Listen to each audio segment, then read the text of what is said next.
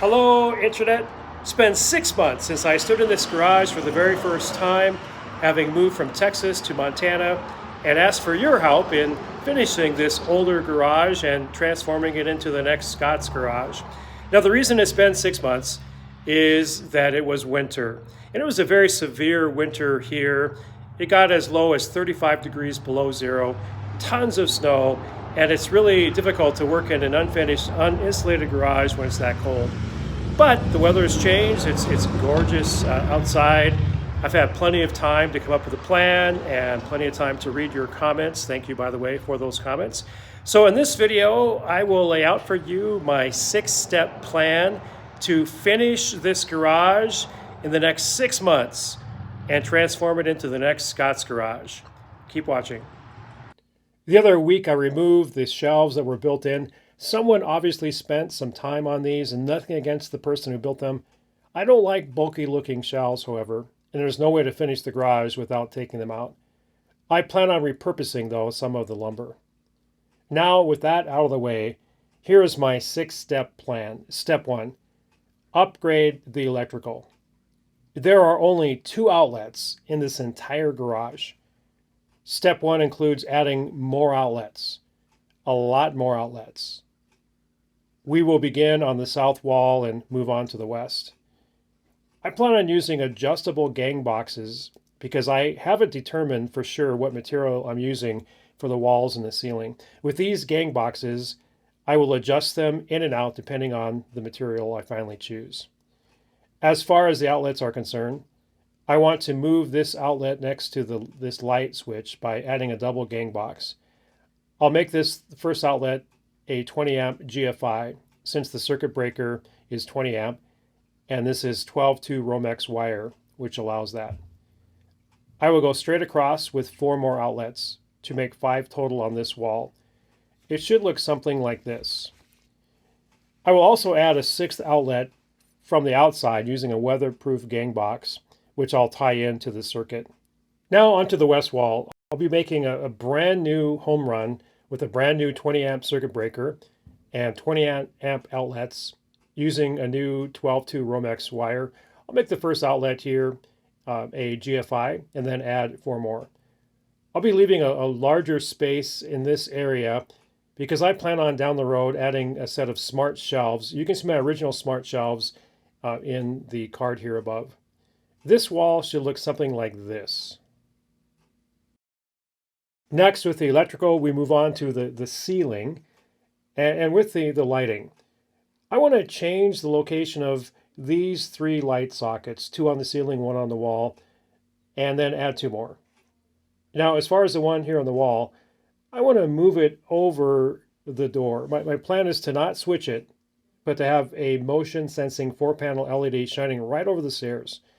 The motion sensor will sense the garage door opening as we come home and turn it on and make it super bright as we go up the stairs. Or we dump the garbage at night or whatever, come into the garage, it'll automatically turn on. And we won't have to worry about having to turn it off because it's a motion sensor. It will automatically turn off, saving power. I will then add 2 more sockets closer to the south wall. I will add a double gang box here and add a dedicated light switch to those 2 new lights. The bulbs will be 3-panel LEDs, the ones currently sold on sale at Costco. I will then move the existing lights, the 2 on the ceiling, closer to the overhead doors. I probably won't use them much, perhaps just in the winter with the door, these big doors shut. Therefore, they will be on a separate switch. Finally, with the electrical, I plan on adding a 240 volt outlet in this center column to power up perhaps a welder or for a plug for a future EV vehicle, or when my brother-in-law and family come with their fifth wheel camper, they can plug in here. So I want to give a shout out to Rotor Hog, and sorry Rotor that we didn't get together when I still lived in Texas, to Sheila Meager from the Great White North of Canada, Eric Bauer and Bruce L. for all your comments on the electrical. All of you basically said to add tons of outlets and to keep them at least 4 feet off the ground. Thank you. That is part of my plan. Okay, step 1, to redo the electrical. Step 2, will be to insulate, starting with the walls and then down the road, the ceiling. Now, I'm on a budget. Everything in the Stream Garage makeover has to be funded through YouTube. To that point, please give me a like and leave a comment. These two things really help the YouTube algorithm. The most affordable insulation is the blown-in kind made from recycled paper that you can get at Home Depot or Lowe's. It's also fire retardant, ironically. It probably has a lot of chemicals in it, so I'll be wearing a good mask. Before I do this, I plan on furring out the west wall. I am, to a limited extent, following the suggestion of Van Morrissey. Thank you, Van, for your suggestion. I will then cover the frame with a mesh and blow in the insulation. I'll do a separate video for all of this. And I'll blow in the ceiling. Once the ceiling's done, I'll use the same type of insulation to blow in on top of the ceiling. Step 3, finish the walls. Now, I've decided not to use drywall. Drywall is problematic for me in a garage, yet it's affordable. The next affordable way to go, though, is OSB sheathing. And I will use either the 23/32 4x8 sheathing, which is tongue and groove, which I like. It would work nicely on these walls. Or the cheaper 7/16 simply 4x8 straight cut sheathing. And if I use this, then I will put on top of it some Revolution ply, which is absolutely beautiful. I think it would work nicely. And that's why I am using the adjustable gang boxes, so that no matter what I finally decide, one of those two choices, I can easily adjust to it. Then on the south wall, I'm not furring this out because of the window and the door. Plus, it's the south wall. It doesn't get as cold on the south wall. On the south wall, I'm in touch with a lumber mill, and they'll sell me some rough cut lumber, 8 inches wide and 8 feet to 12 feet long, for about $1 per square foot, which is very reasonable. And I think it's going to look really good and be a good backdrop for YouTube. Step 4, finish the ceiling. Before I do this, I'll add an attic access right here in the center. Then I'll be using the 7/16 OSB, and I'll be using a lift to do this and attaching it to the roof rafters. Then in time, I plan on adding some sort of material that will add soundproofing tile. They'll be down the road. Therefore, I'm going to use the adjustable gang boxes for the lights so that I can adjust that as we go. Once the OSB is put in place with the lift and the attic access is created, I'll be going up above and blowing in insulation, the same type of insulation used for the walls, which is very affordable. I'll be taking Sheila Mager's advice to overly insulate this attic space. Thank you, Sheila.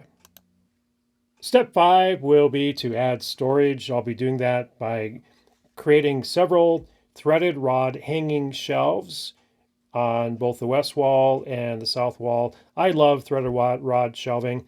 They're very strong. They look clean. They're not bulky, and they just work really well. So I'll be adding a variety of shelves. I'll be down the road creating some smart shelves for the west wall, which I made reference to before. And now also with storage, I'll be making a couple of work benches that will be practical in nature to work on the top of the surface, but also some storage below. So again, step 5, storage. Okay, finally, step 6. Step 6 is to epoxy the floor. To do this, I have to prep it completely. By the way, I do not like to have anything attached so that you cannot get to the floor. Therefore, everything will have casters on it. The smart shelves hanging down from the ceiling do not even touch the floor. I like to be able to clean the garage floor thoroughly using a pressure washer or a blower, and so complete access. Even the steps here, I'll be rebuilding, putting casters on. And so when the time comes, I can remove everything from the garage floor to correctly prep the concrete and to add an epoxy coating.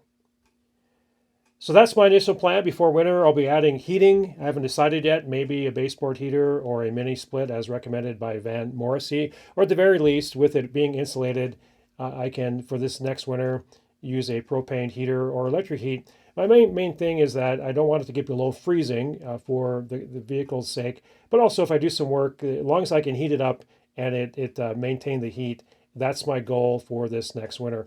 So 6 months to get it done. Hey, I hope you enjoyed the video. If you got any value at all from this video, please give me a like. It costs you nothing, but it's a great value to me. And as usual, have a great day, and we'll see you in the next video, Electrical.